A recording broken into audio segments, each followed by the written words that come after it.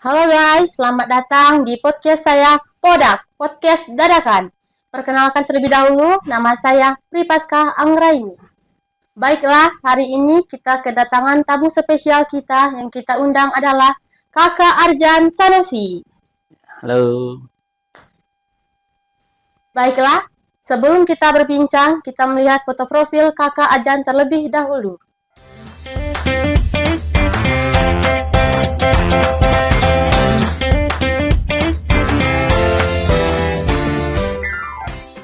Nah, ini dia profesi Kakak Arjan sebagai pengusaha laundry, yang mana laundrynya saat ini begitu ramai.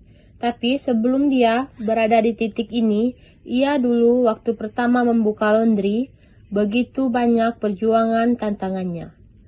Ia semua melakukannya sendiri, mulai dari menyuci pakaian, menyetrika, merapikan baju, hingga sampai saat ini dia bisa memperkerjakan 7 karyawan. Ia selalu bertekad, selagi ingin berusaha, pasti memuaskan hasil.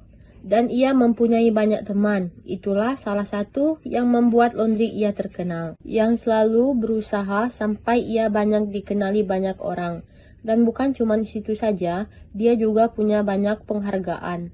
Karena dia usaha laundrynya yang begitu ramai dikenali orang. Dan dia juga sering diundang pergi ke luar kota. Dan ia juga sering diundang oleh beberapa orang. Dan ia selalu berkata, di balik kesuksesannya pasti ada doa orang tuanya. Itulah yang diucapkan oleh Kakak Arjan kita di balik kesuksesannya. Maka dari itu kita belajar dari Kakak Arjan, jangan pernah menyerah dalam hal apapun. Karena di balik kesuksesan kita harus ada butuh keusahaan. Sebelum kita mulai Pak, Ya, kalau boleh tahu Bapaknya berasal dari mana? kalau asli saya ya ahli sini, orang Kepayang asli ya. Cuman dulu sayanya kan lama di daerah Pulau Jawa sama Sumatera Barat. Jadi pulang ke sini ya namanya liku-liku kehidupan kan, liku-liku kehidupan. Jadi pulang kampung, habis kerja di sana kontrak juga udah habis, kerjaan juga nggak ada ya salah satu solusinya buka usaha ya usaha laundry gitu. Mengapa Bapak bisa berpikir untuk membuka usaha laundry saat itu Pak? Eh Kalau awalnya sih berpikirnya bagaimana saya bisa menciptakan eh, hasil harian. Itu yang awalnya. Kalau dihitung-hitung dari kalau buka kelontongan gitu kan, untungnya cuma sekian persen dari 100.000 dapat omset paling kita dapat 10.000. Nah, tapi kalau di laundry itu memang asli bagi dua, dapat 100.000, 50 punya kita, 50-nya punya uh, balik lagi ke laundrynya sebagai modal. Bisa sabun, parfum segala macam gitu. Ya. Berapa modal yang Bapak keluarkan waktu pertama kali buka laundry, Pak? Sebenarnya kalau dari segi modal itu usaha laundry ini nggak ada patokan ya. Kalau saya dulu pertama ya cuman karena saya niatnya buka usaha, yang penting kerja keras. Modal saya pertama itu mesin cuci satu, mesin setrika uap satu. Nah, itu mengawali daripada usaha. Nah, setelah itu berlanjut dengan kerja keras saya terus menerus. 2 tahun saya bisa merekrut karyawan sampai 3 orang. Nah, itu sampai saat ini udah 6 orang yang bekerja di tempat saya untuk satu outlet ya. Untuk satu outlet ya, Pak. Iya, Mungkin kemungkinan kedepannya bakal buka cabang lain atau gimana, Kak? cabang ya pasti ya. Setiap pengusaha pasti dia pingin eh, usahanya lebih berkembang lagi, lebih pesat lagi, lebih banyak lagi. Itu udah pasti itu. Sekarang di Curup satu, di Kepayang satu, Bengkulu satu. Ya rencana ke depannya bakal buka di Bengkulu Selatan Wow, sama keren Lampung. banget ya, Pak. Ya. Insya Allah. Terus kedepannya nanti gimana, Kak? Apakah mau ini lagi, nambah karyawan lagi? Apa yang di Kepayang, apa cukup 6 orangnya aja? Kalau untuk di Kepayang kayaknya ya mengikuti omset ya. Sebab sekarang omset satu satu laundry untuk Kepayang itu 3 ton baju, belum termasuk eh, kayak bed cover, selimut, belum permadani, karpet segala macam, sofa, bed apa namanya kasur spring bed gitu. Nah, itu mengikuti ya. Kalau omsetnya naik ya pasti kita tambah lagi orangnya. Pertama Bapak buka laundry itu Bapak sendiri yang mengolahnya, nggak ada karyawan. Kalau pertama buka ya pasti sendiri, bekerja keras sendiri. Karena kita buka karyawan itu buka minta-minta sama sama orang sebagai karyawan karena kita tidak tercover lagi pengerjaannya. Seperti itu. Wah, berarti perjuangan Bapak waktu itu berat banget ya Pak. Iya, kalau usaha ya seperti itu. Keinginan dan kerja keras yang harus kita utamakan. Ya, yang selanjutnya itu mengikuti. Saat ini apa yang untuk kedepannya apa yang Bapak pikirkan untuk usaha Bapak saat ini? Ya, kalau saya tetap berpikir ya pastilah seorang pengusaha itu pasti pingin dia gimana usahanya bisa berkembang dan tambah banyak dan terus menjaga kualitas daripada kinerja daripada usaha kita. Kemarin saya ada mewawancarai ini pelanggan Bapak, dia bilang kenapa dia pilih laundrynya di laundry Bapak.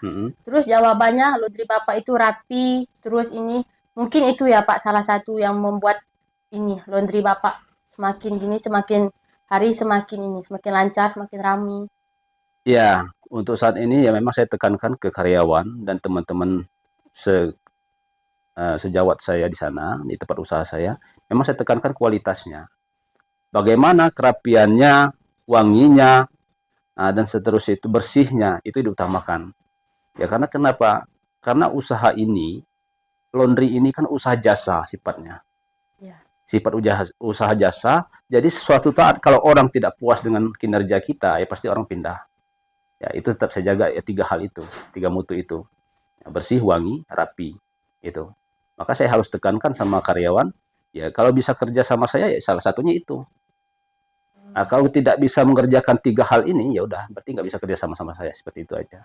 Pertama kali Bapak buka usaha laundry, berapa penghasilan Bapak dalam waktu 1 bulan? Kalau pertama belum ada hasilnya, 6 bulan itu masih kosong ya. Saya masih cari pelanggan. Nah, setelah 6 bulan berjalan ada 1, 2 kayak gitu. Cuman itulah nama kita usaha ya harus sabar memang. Saat ini penghasilan Bapak dalam 1 bulan berapa, Pak? Ya, kalau usaha saya ya sekitar tadi saya sampaikan ya 3 ton baju ya, belum masuk yang selimut, bed cover, spray segala macam yang lain-lain, sepatu gitu. Nah, belum sofa juga. Ya, kalau 3 ton ya kalikan aja sekarang 7.000 per kilonya. 7.000 Ya, per berarti kilo. 3.000 kilo kali 7.000 yang baju aja. Nah, gitu kira-kira hasilnya. Kalau per bulannya, omsetnya ya. Nah, belum dipotong dari ini apa? Karyawan, udah itu sabunnya, parfumnya, sabun itu ada 2 jenis itu. 2 jenis. Kalau untuk dewasa sama anak bayi itu dibedakan. Yang sabun bayi itu, sabun untuk baju-baju anak bayi, dia kan ada ininya, antiseptiknya sabunnya. Jadi harus bisa. Memang dia yang baju bayi memang agak lebih mahal harganya.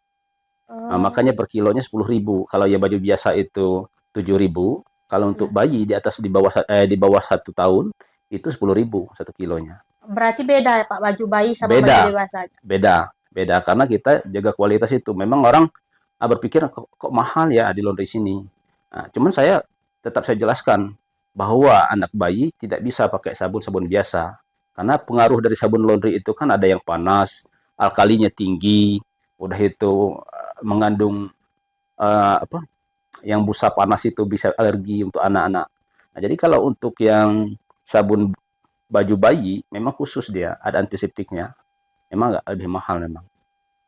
Saya tadi kan lihat laundry Bapak tuh. Nah, saya lihat di sampingnya tuh banyak penghargaan tuh, Pak. Penghargaan apa aja tuh, Pak? Bapak dapatin? Ya, salah satunya penghargaan dari BI ya, Bank Indonesia. Ya, saya dapat itu. Karena saya juga istilah salah satu pengusaha bimbingan daripada Bank Indonesia. Nah, terus juga dapat penghargaan dari HIPLI, Himpunan Pengusaha Laundry Indonesia.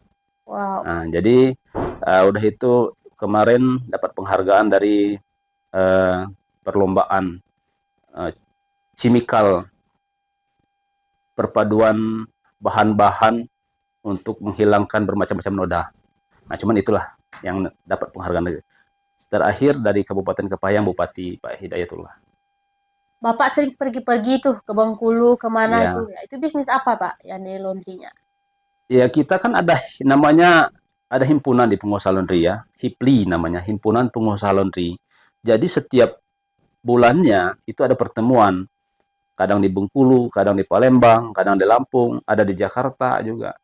Nah, jadi itu untuk menambah ilmu dan wawasan kita di sana. Di sanalah tempat kita berbagi. Bagaimana mengembangkan usaha, gimana kita bisa membina konsumen, Ya, bagaimana cara kita membina karyawan. Di situ nanti dipelajarin semua di HIPLI itu, Himpunan Pengusaha Laundry namanya. ya, Pak. Ya, Ini Pak, alasan Bapak buka usaha laundry itu kan yang Bapak jawab tadi itu. Nah, ya. saya lihat tuh Pak, Bapak ini kan banyak temennya, bergaulnya lebih banyak. Hmm. Begitu mungkin salah satu laundry Bapak bisa sukses ya Pak. Mungkin banyak pergaulannya Bapak sana sini mungkin. Ya, kalau dari segi pergaulan sih ya bukan seorang pengusaha saja yang harus bergaul. Kita juga seorang em, pelajar, seorang sahabat, seorang eh, bermasyarakat yang harus bergaul memang. Karena kita tidak bisa hidup sendiri, apalagi seorang pengusaha. Seorang pengusaha ini ya jelas dia harus ada tujuannya di pergaulan itu. Nah, contoh misalnya kita ngikuti himpunan, misalnya himpunan himpunan pengusaha yang lain. Nah, himpunan pengusaha-pengusaha yang lain ini kayak HMI, Pengusaha Muda Indonesia gitu kan. Itu juga ber, kembali ke keberadaan kita juga. Nanti anggota-anggota di himpunan pengusaha muda Indonesia nanti pasti salah satu flashbacknya ke kita. Nah, itu. Ya. Nah, udah itu kita bergaul di ya maaf ngomong ya kelas-kelas ke kabupaten Kepayang siapa sih yang bisa backup kita misalnya contoh kayak di rumah dinas bupati itu kan rumah dinas bupati itu kan 1 bulannya itu jatah dari pemerintah itu untuk bupatinya itu kan 7 juta tuh Ya. ya. Tapi kalau kita tidak bergaul di sana kan kita nggak bisa dapat tuh ya syarat di sana apa ya kita kualitasnya harus ada punya sertifikat udah tuh kita juga ada suntikan dapat izin dari HIPLI pusat. HIPLI pusat ini dari Jakarta ya khususnya Pak Akbar ya. Namanya Pak Akbar. Nah, nanti dia sendiri yang backup kita di sana. Dia telepon yang orang siapa pengelola rumah dinasnya, rumah apa? Bagian rumah tangganya, bupati. Nah, nanti dia yang backup kita sana, dia yang ngomong, dia yang masalah kontrak segala macam. Nah, cuma kita setiap pengerjaan aja. Nanti berapa persen punya kita, berapa persen lagi punya kita store ke HIPLI nanti jadi pengusaha itu kayak gitu Udah pergaulannya berapa harus gitu. udah berapa tahun tuh Pak Bapak buka ini laundry yang di Kepahyang ini Pak? Kalau di Kepahyang nih masuk 13 ya 13 tahun 13 tahun. 13 tahun kalau untuk di Curup itu 7 tahun dan Bengkulu itu 10 tahun ya. Wow, berarti penghasilan Bapak per tahun tuh per bulannya aja udah besar ya, Pak? Ya Untungnya kalau di segi Curup, omset ya Bengkulu. kalau omset sih ya oke lah omset cuman kita kan harus banyak-banyak bagi juga sama karyawan kita yang berprestasi juga yang bagus kinerjanya juga kita harus reward juga dia kasih plusnya ya jangan sampai dia juga kerja sama kita dia juga nggak sejahtera kan seperti itu Sebelum ya. Bapak sampai di saat ini tuh, Pak, nah pasti dulu tuh ada tuh saat-saat susahnya. Apa yang Bapak terasa sampai saat ini, Kak? Ya, setiap usaha itu ya pasti mengalami namanya naik turunnya omset udah pasti kendala-kendala juga udah pasti ada ya komplain-komplain juga udah pasti juga ada ya namanya usaha seperti itu ya tinggal kita mengatasi setiap masalah itu pasti ada jalan keluarnya nggak mungkin masalah itu nggak ada jalan keluarnya kalau saya menghadapi seperti itu masalahnya baik karyawan baik konsumen maupun pelanggan-pelanggan kontrak-kontrak kita yang contoh kontrak hotel gitu kan nah itu pasti ada kendala itu ya kita terima kalau memang itu kendalanya untuk membangun tapi kalau kendala cuma menjelek-jelekan, ya kita serahkan kepada yang Tuhan. Karena yang sifat orang zolim itu ya Tuhan yang membalasnya. Nah, seperti itu. Kalau saya seperti itu sih. Ya. Usaha Bapak tuh yang saya lihat di Kepahyang nih cukup besar ya, Pak. Bapak mungkin cukup besar punya laundry di Kepahyang nih. Iya, alhamdulillah ya. Kalau saya sih mau ngomong besar sih enggak. Masih Kayaknya banyak. omset Bapak lebih dari yang lain di Kepahyang ini. Ya, kalau dari segi omset bisa jadi. Kalau di saya ngomong lebih besar, yang lebih besar daripada saya, Banyak, pasti ada. ya banyak ya. Saya juga nggak ngomong bahwa saya besar, tapi kalau adik-adik yang ngomong saya besar ya silahkan aja. Ya mudah-mudahan jadi beneran. Mudah-mudahan Iya, jadi kemarin tuh terkabul. ada juga tuh saya lihat laundry di mana-mana. Tapi yang saya lihat paling rame poolnya tuh cuma di laundry Bapak aja, Pak. Udah tuh di laundry Bapak tuh yang udah banyak sertifikatnya gitu, penghargaannya udah banyak. Iya, alhamdulillah seperti itu. Karena kita kenapa? Yang namanya pelanggan dan konsumen itu kanlah raja. Iya, Ya, kita itu ilmu marketingnya ya. Ya, dari segi parfum aja tempat kita juga bisa milih kan. Parfum bermacam-macam aroma kan. Nah, dia minta wangi ini, wangi itu, wangi itu. Ya kita sebagai penyedia jasa ya kita harus mengikuti maunya konsumen seperti apa. Maka di kita itu kebanyakan seperti itu orang bertahannya. ada nggak Kak? Kan pas Bapak buka Hmm. laundry tuh pasti kan ada kan omongan orang tukang nyuci baju orang lah, ini apalah. Nah, Apa yang pasti sakit udah Pak? Pasti pasti. ingat sampai ini. Terutama keluarga saya sendiri dulu tidak mendukung buka laundry. Ya saya ya maaf ngomong ya, saya juga seorang berpendidikan ya. Iya, Ya kok udah seperti ini, kerja bagus jadi manajer di sana keluar. Nah, sekarang jadi tukang cuci kata kata keluarga kita ngomong. iya. Nah, tapi saya kan ini yang bisa saya berbuat untuk saat ini waktu itu. Nah, kalau masalah selentingan yang ngomong buat apa jadi tukang cuci, nyuci baju orang yang kotor-kotor macam-macam gitu. Ya, itu kan risiko kita usaha.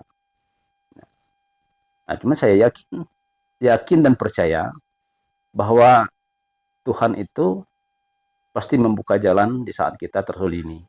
Dan ada juga ya, maaf bukan menggurui ya. Di ini perkataan Allah di Al-Qur'an nih. Saya tidak akan merubah nasib suatu kaum kalau tidak kaum itu sendiri yang merubahnya. Dan ada juga yang menyampaikan Al-Qur'an juga ini. Sesungguhnya saya terletak di prasangka hambaku. Ya kalau prasangka kita berhasil, ya pasti berhasil lah itu. Tapi kalau prasangka kita banyak yang ngomong nggak jadi, nggak selesai, saya miskin, udah nggak bakal lama miskin tuh. 40 kali ngomong miskin, udah miskin beneran. Nah tapi kalau usaha ngomong berhasil, apapun kendalanya, mudah-mudahan bisa berhasil. Cuma istiqomah itu aja. Iya. Ya. Tapi mungkin kini Bapak udah ini ya Pak, udah apa tuh, udah santai. Yang lainnya karyawannya yang mengerjakan Bapak udah Hmm, santai aja kini. kalau orang yang melihat mungkinnya seperti itu. Itu kan pandangan luar orang bahwa kita tuh santai. Tiap sore ngitung nota berapa uangnya. Nah, cuman orang kan nggak tahu kerja kita di rumah seperti apa. Ya, orang juga nggak tahu kendala kita kan main bank harus cicil setiap bulan harus berapa. Iya. Sama aja sih pusingnya. Nah, cuman bedanya sekarang tuh bukan kita lagi yang kerja, kita menghidupi orang-orang di sekitar kita. Ya, itulah kemenangan seorang pengusaha dengan orang pekerja. Nah, dia bisa membangkitkan ekonomi orang lain. Nah, contoh di kita ya, di Bengkulu ada 4 di sini, juga seperti itu, masuk 6. Nah, jadi udah terbantu berapa orang saya membantu orang. Ya Berapa Pak. banyak yang saya hidupkan keluarganya. Nah, berapa banyak yang saya keluarkan untuk dia anak-anaknya untuk sekolah. Nah, jadi situlah keuntungan kita. Jadi kita sebenarnya bisa membantu di sisi lain sosial kita juga naik. Gitu. Waktu Bapak awal buka laundry itu Pak, apa hal yang Bapak tekadkan dalam diri Bapak sampai bisa sukses saat ini? Ya kalau saya sih kalau sukses sih saya nggak berharap jadi sukses sebenarnya waktu itu. Ya. Waktu itu saya berharap bisa anak istri saya cukup makan udah cukup karena waktu itu saya resign dari perusahaan besar itu yang saya kerja dulu. Ya memang pulang ke Kepahyang ini nol sama sekali, nggak ada usaha sama sekali. Jadi lambat laun uang yang kita bawa itu kan habis. Nah, tinggal salah satunya usaha yang bisa saya kembangkan itu di rumah yang adanya cuma ada mesin cuci, cuma saya beli setrika uap satu, cuma itu aja modal pertama. Waktu itu, Memberanikan diri aja. waktu itu Bapak sendiri tuh Pak yang nyuci Iya, barang. sendiri. Waktu itu juga orang rumah nggak dukung itu. Wah, usaha apaan katanya usaha kayak gini. Nah, saya nggak mau dicap orang saya jadi tukang cuci katanya Iya, gitu. Saya sarjana, saya bilang. Dia ngomong seperti itu. Ya kalau saya pikir bukan seperti itu, bukan masalah sekolah sarjana S1 S2-nya ya. iya. Ya, cuman berpikirnya sekarang gimana caranya kita bisa hidup berkelanjutan. Nah, jadi hari ini dapat, besok dapat. Itu saya pikir waktu itu. Saya nggak terbayang bakal seperti ini untuk saat Tapi itu. mungkin saat ini Pak, apa Hmm. omset Bapak tuh yang bisa membantu orang tua apa keluarga gitu? Ya udah pasti ya, yang namanya orang tua ya pasti, ya namanya ya kita juga kan sebagai anak melihat kondisi orang tua sekarang kesakitan, ya udah Ya, pasti bantu. Adik-adik juga seperti itu kan. Ya, karena rezeki bukan punya kita sendiri. ya. Ya, termasuk keluarga juga, termasuk orang tua juga, termasuk tetangga juga, ya pasti dapat imbasnya dari usaha kita. Ya, Mungkin keinginan Bapak cuman gitu aja apa gimana ke depannya, Pak? ya ke depannya saya pingin gini, usaha ini bisa berkembang lagi dan saya pingin membina orang lebih banyak lagi.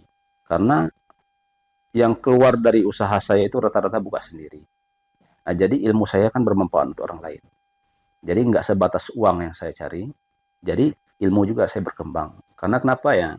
Ya benar kata di agama kita, ya agama Islam, ya salah satu yang amal yang berjalan saat kita tiada lagi nanti itu ilmu yang bermanfaat. Kan seperti itu. Motivasi Bapak untuk saat ini apa, Pak, untuk ke depannya? Untuk motivasi untuk siapa nih? Untuk pengusaha-pengusaha yang lain. Iya, untuk pengusaha yang lagi, Untuk untuk yang pengusaha-pengusaha merintis. lain, ya sebenarnya merintis suatu usaha itu pertama ya sabar, kerja keras. Ya. Udah itu ya serahkan usaha kita dan sabaran kita kepada yang kuasa. Karena kenapa? Di sana titik temunya kita membuat sebuah usaha itu. Ya karena kenapa? Kalau seseorang walaupun uangnya banyak tapi dia nggak bisa kerja keras percuma. Iya, percuma. Percuma. Pendidikan juga tinggi, kalau dia nggak mau kerja keras juga sia-sia. Nah, itu. Nah, jadi kerja keras itu memang harus harus diutamakan. Nah, itu untuk motivasi-motivasi yang untuk pengusaha-pengusaha yang lain ya. Ya, nggak ada yang instan di dunia ini. Ya, nggak ada Kita instan. juga lahir dari dunia ini kan dari merangkak dulu, Iya. berdiri dulu, baru jalan selangkah dua langkah, baru bisa berjalan kan, seperti itu. Seterusnya bisa berlari. Nah, seperti juga buka usaha, nggak ada yang instan. Asal mau kerja keras, yakin, insya Allah. Nah, karena itu kata Tuhan tadi, sesungguhnya saya terletak di perasaan hambaku. Kalau dia meyakini hal itu pasti, Pasti itu bisa aja, ya, Pak. pasti bisa. Oke, ya. Baiklah, kesimpulan saya dari Bapak Arjan tadi, kesimpulannya bekerja keraslah dan teruslah berusaha sampai menjadi seseorang yang sukses. Oke. Dah, Kak. Baiklah, Pak, mungkin batas ini aja, kita lanjutinnya mungkin kapan-kapan. Nah, baiklah, saya terima kasih kepada Bapak Arjan Sanosi, dan saya akhiri juga. Assalamualaikum warahmatullahi wabarakatuh.